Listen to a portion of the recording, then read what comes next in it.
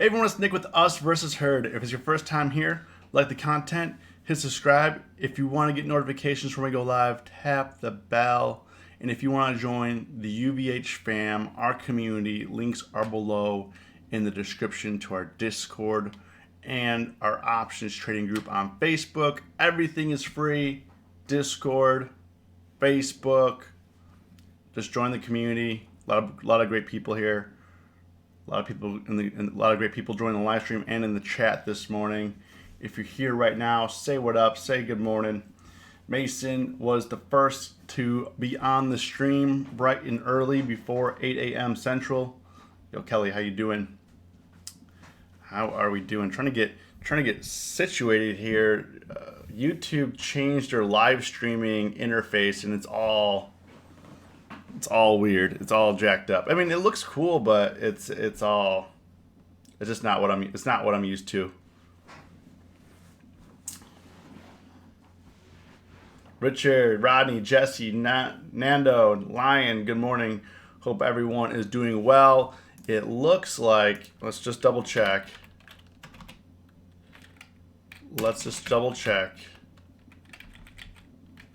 Hold on.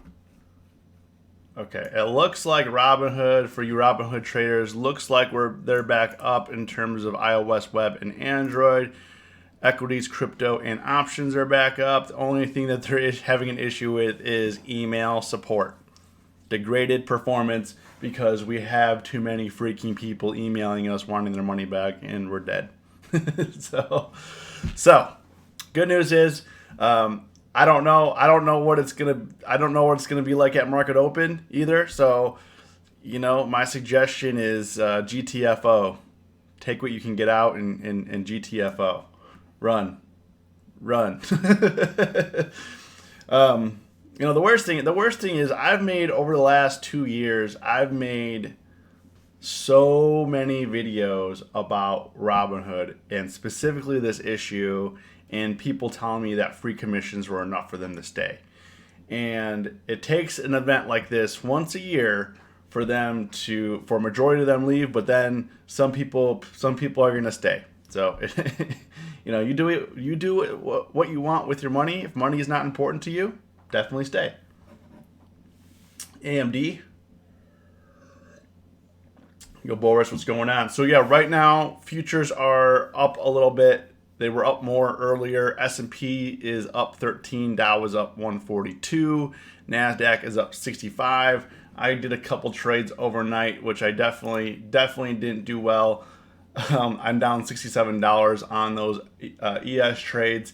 And really what happened, I just wasn't patient. And when futures are moving slow overnight, you have to be slow. You can't be quick to overreact because it's easy to lose money. Just like in the market, one of my rules is be slow, trade slow. And the reason for that is because a lot of times you don't make rational decisions. You get in at the wrong time, you get out at the wrong time due to movement or shakeouts or whatever. I obviously when I enter a position, I want to be slower, and when the market's moving fast, it's hard to do that. Yeah, I'll get to AMD for sure. 3M, I didn't trade it yet. I didn't do a whole lot of trades yesterday because I wasn't sure. I really wasn't sure if the upward movement was going to last. Honestly, I didn't know. So I don't typically, like when we have a major drop like this, the first green day that we have, I just kind of scalp a little bit. I don't try to get too aggressive because those are easily and quickly reversed. So, but I am still 3M is still rising here, so I'm going to be looking at a trade possibly up into the 160s. I may be looking at the 155 calls probably for next week. For this week they're going for 250 or so. For next week they're going for about 350. So for $100 more, you can buy yourself an extra week. So that's probably what I'm going to do. Hank, you were right. It was possible and it did happen. AMD,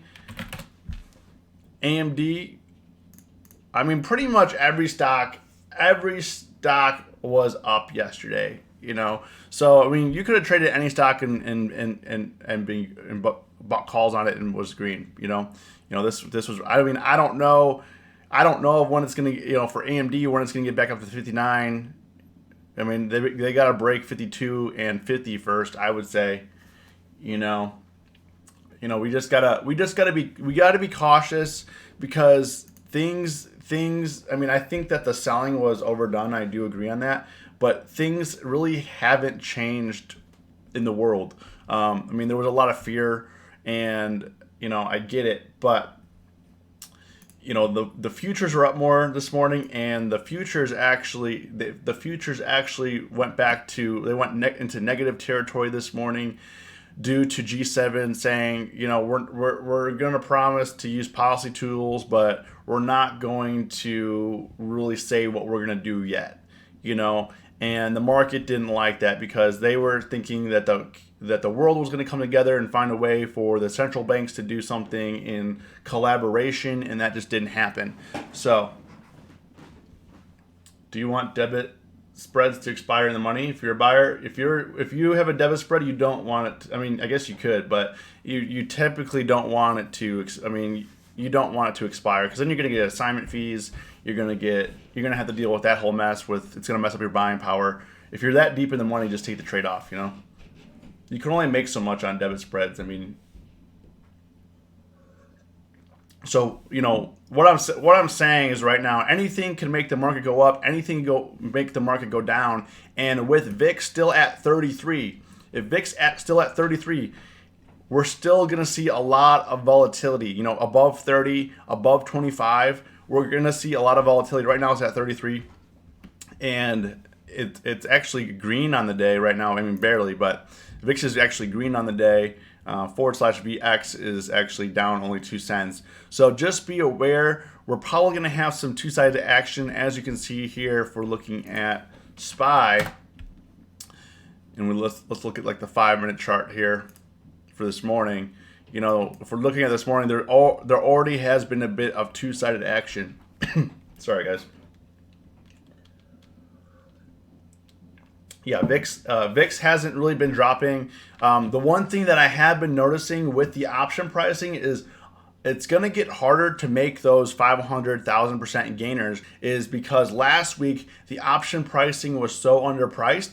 This week they're starting to price it a little bit more right. If we're looking at SPY, these are the expected move between now and tomorrow is plus or minus $9.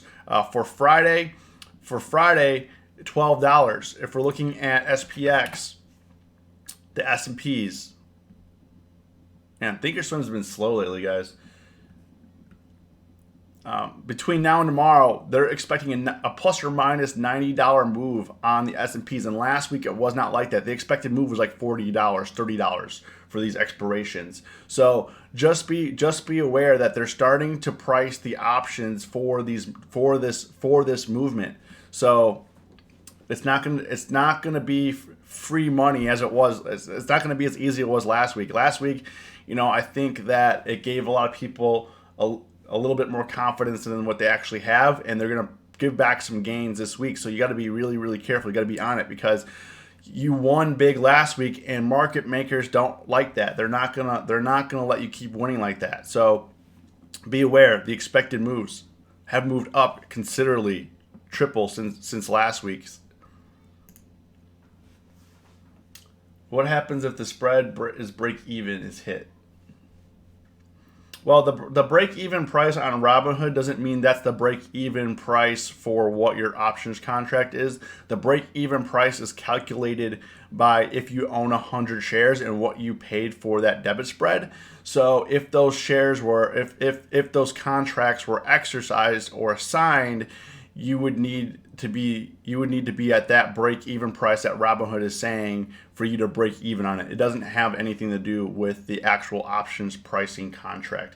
It's to do with owning 100 shares plus the price that you paid for the contract or the trade. Not touching SPY. SPY fibs line up with movement average at 312, could be good short level. Yeah, and right now, like I'm just keeping my risk low. I'm only doing like 1 to 2 trades at a time maximum. I know some people that are like managing 10, 12 positions, and now for me is not the time to do that because if we get in trouble, I mean, all it takes is one headline or something bad to happen for it to go against you, or one headline and something good to happen for it to go against you. So yeah, I got a polo on with a pocket. You can't see the pocket. Ariana. So, we just want to be cautious. VIX isn't going down. Implied volatility is up considerably. Stock market the stock selling was a bit much. They're saying right now Japan wants to possibly delay the Olympics due to the coronavirus. So we still don't have a handle on anything. We don't have a handle on anything. It's actually getting worse day by day. So I'm not saying, we're all going to die or anything like that. I mean, if you're younger and in good health, you'll probably be okay. It's unfortunate all those people in Washington. It was a Seattle, was a nursing home that got hit. So it definitely affects, people that have been dying have been in their 50s, 60s, 70s. So, you want to, and 50 is not old at all, but if you have health complications, you're possibly going to have some issues. Trump calls for rate cuts, so Trump is getting nervous right now because he understands that right now he has zero control. He has no ammo, and I think this kind of goes to show how much a president, and they've done research on this, how much a president has sway over the stock market. You know what I mean? So and Trump's understanding right now, he has no control. He has no control. His tweets aren't going to help. I mean, what's going on in the world is bigger than one government. What's going on in the world is bigger than one person. So, and what's going on in the world is bigger than one country. It's bigger than the U.S. So, we need to work together with all these countries and figure out what's best for, the fastest way to fix this. Whether it's streamlining vaccines. I know that they're trying to do that, but all that stuff takes time because they don't want to roll out a vaccine that kills anyone. A New York City high school reportedly closed after a suspected coronavirus case in its community. We're getting a lot more cases here in the Chicago suburbs. So things are just wild right now. Things are wild. Other news: Target is actually break even right now. Let's pull them up real quick. They had earnings. Actually, they're up about 90 cents. So Target is up.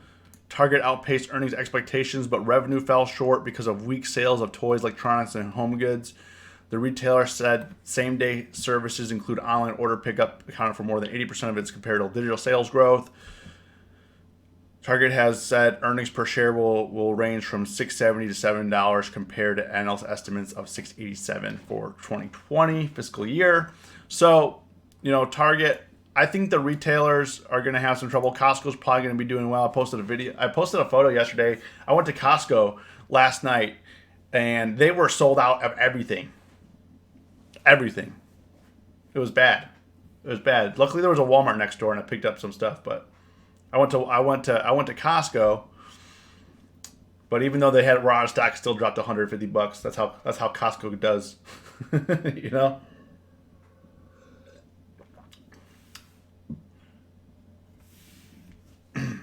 April going to be wild next month. I mean, I think we're going to be wild the rest of the year, to be honest.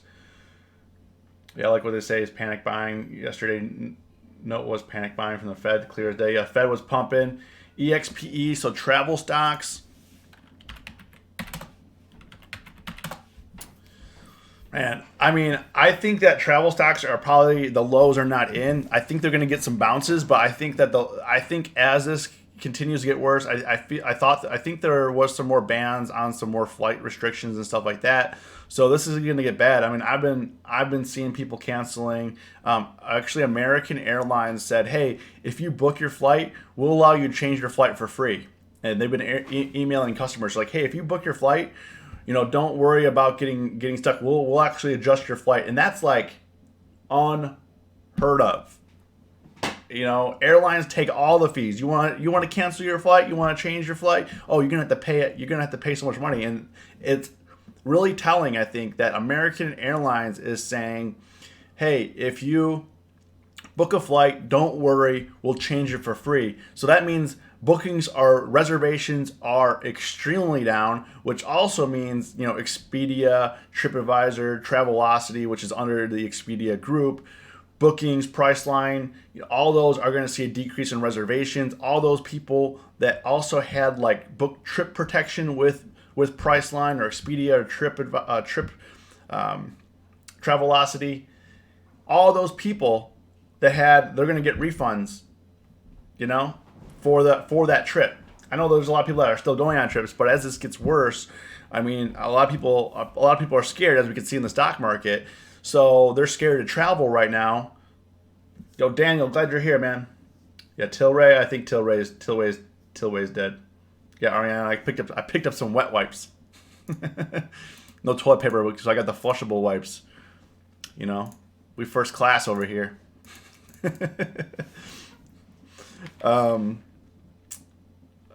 Tilray. Yeah, Tilray had earnings. I just figured it wasn't really worth covering. What are we gonna say? What are we gonna say about this? I mean, really nothing. I mean, all the people were just all the "I told you so" people. I mean, there's really no.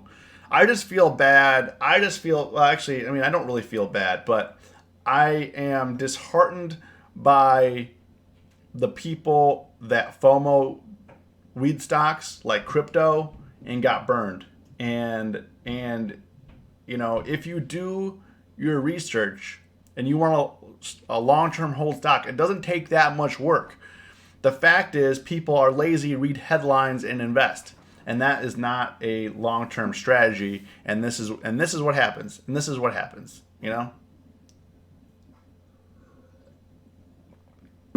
So, that being said, let's refresh Robinhood status. Robinhood's still operational. Also, be aware, not a whole lot going on today. The Fed President Charles Evans does speak. We do have a report-heavy week the rest of the week, Wednesday through Friday. So tomorrow, ADP, Market Services PMI. We got Treasury Secretary Steven Mnuchin. How do you say his name? Mnuchin testifies. We got the Beige Book. Thursday, jobless claims, productivity, factory orders.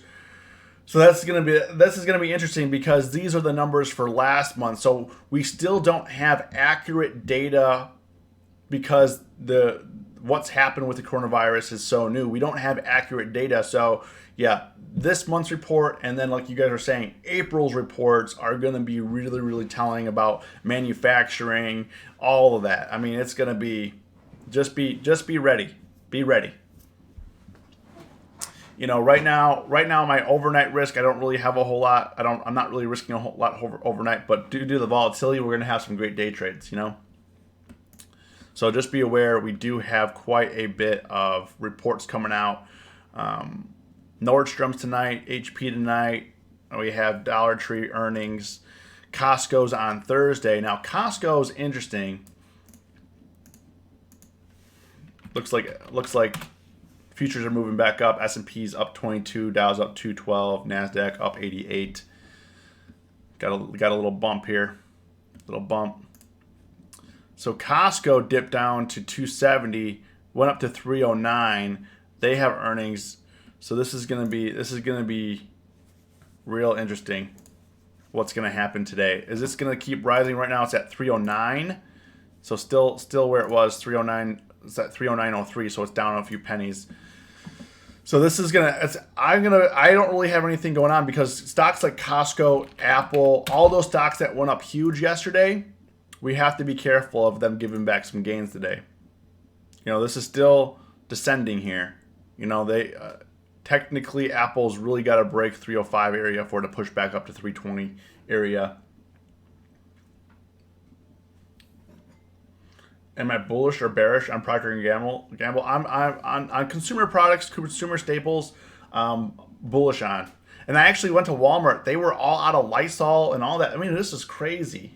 Johnson and Johnson, those types of stocks, consumables. I mean, those are probably going to be all up. However, I feel like they're going to be offset by other data. I mean, if you're trading those, I mean, I'm more interested probably looking at 3M right now.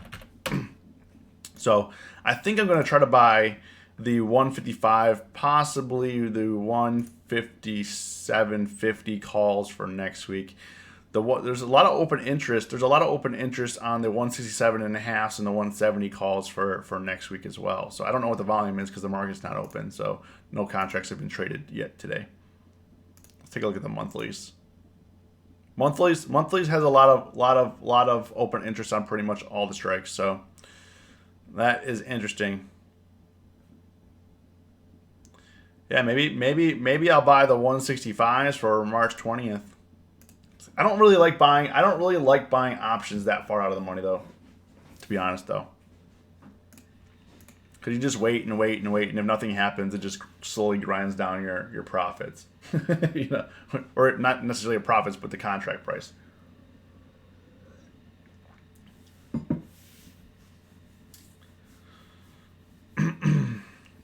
I was saying for 3M, MMM. So we know for a fact that the government ordered 40 million masks from 3M. They're one of the suppliers for the medical masks. So, and they're at lows. Now, I don't know what that means for the stock if it's still going to get battered anyways. You know, it didn't really go up a whole lot yesterday. I mean, I guess it went up $8. I mean, that's pretty good from lows yesterday up until, but you know, you got to be careful. You know, going long anything right now for weeks out, I'm a little bit nervous about. But if I was going to go long, I'd probably go long this stock. Out of anything, I probably wouldn't go long Disney. I wouldn't go long travel stocks. I wouldn't go long cruise stocks. I don't even think I would, like, and I'm talking about like overnight holds to like weekly holds. I was trying to enter 3M, but the graph doesn't make sense to me. Well, I mean, they're sitting here at the 52-week low. Yes, they broke a new one, but they're sitting right here, and it's been chilling here. So, you know, when I see charts like this, for me, if I buy an option and it comes down a little bit and it looks like it's going to hold, I'll average down and scale in a little bit more. But not, I think we just need to be careful about having too many long deltas right now. I mean, we're going to have humongous upswings. We're going to have humongous downswings. VIX is still up. So you just want to be mindful when trading these types of stocks and being long the market or being short the market that we might actually see quite a bit of two-sided action. You know, if we look at SPY and we go to back in 2018 when we had volatility, or we'll go back to these times. So last couple drops here. So last time we had major drops, and last time couple times ago. When was this?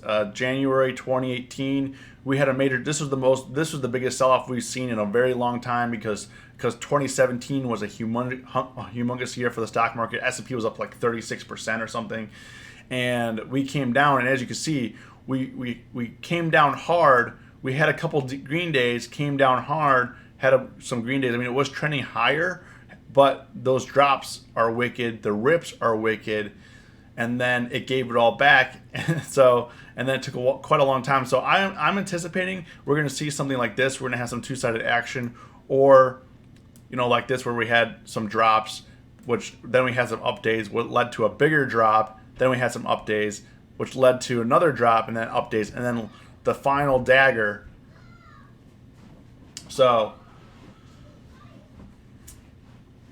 So you just want to be mindful that just because people are going to be like, oh, we have 2 green days in a row, it's over with. Let's throw all our money back in here. You don't want to do that right now with VIX is at 33.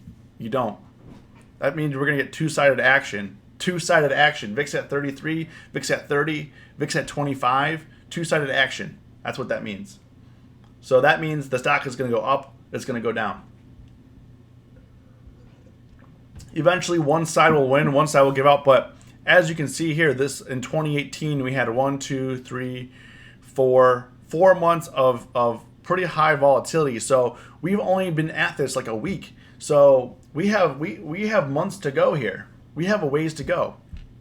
We're not in the clear. So just be mindful that, you know, I think it's good that people that are long are getting the opportunity to get some out instead of just going straight down. However, at this point, you know, if you're going long up here at 333, you're kind of effed anyways. You know what I mean? Like, you're just not as down as much money. But now the question is, as this starts to rebound, how many sellers are trapped up in these areas? How many sellers are trapped that are thinking, oh man, I just want to get out, break even. I don't care what happens to the stock market. I was down so much money last week. I just want to break even. I don't even want to be in this thing anymore. And that's where there's going to be sellers. You know, Saeed Larson, how you doing? That's why I posted on Facebook, buy protection. Yeah, Boris, you did. Always buy protection. If you're hedging, I mean, if you're trading a certain direction, you have a lot of long delta overnight, a lot of short delta. It doesn't hurt to buy something on the opposite direction that you're trading in. Small though. What about Shopify? I don't really like trading Shopify because the options aren't that liquid. Shopify, I mean, they're we're gonna see, what are they at now? 503. So yeah, it could close the gap to 530. I don't typically like trading them. Tesla, huge rebound, $200 rebound already, 611 right now, 803. So I'm gonna be watching Tesla a little bit. I haven't traded it, but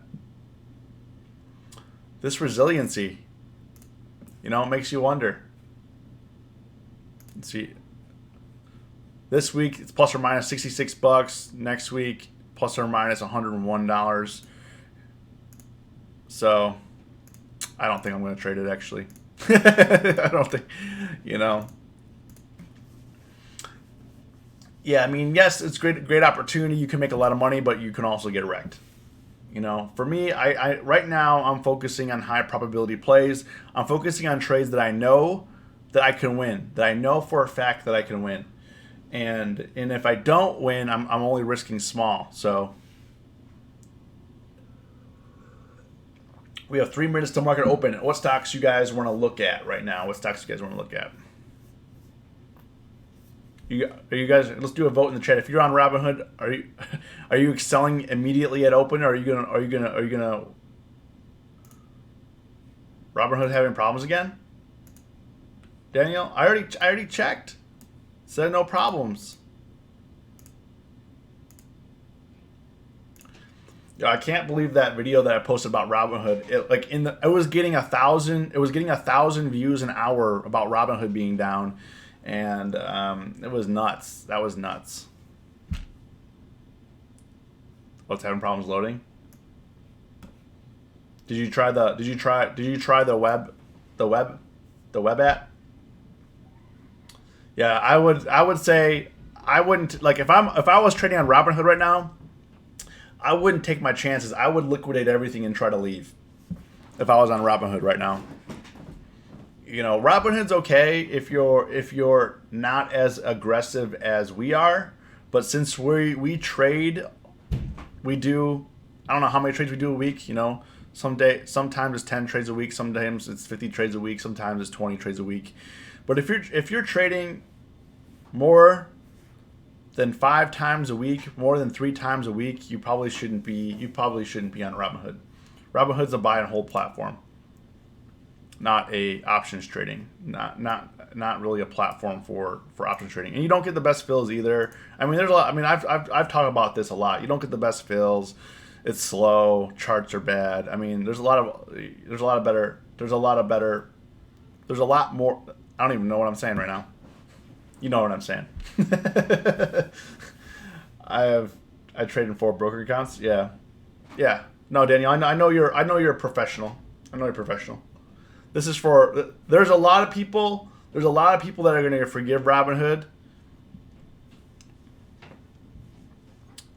There's a lot of people that are going to forgive Robinhood, and they're going to get burned again.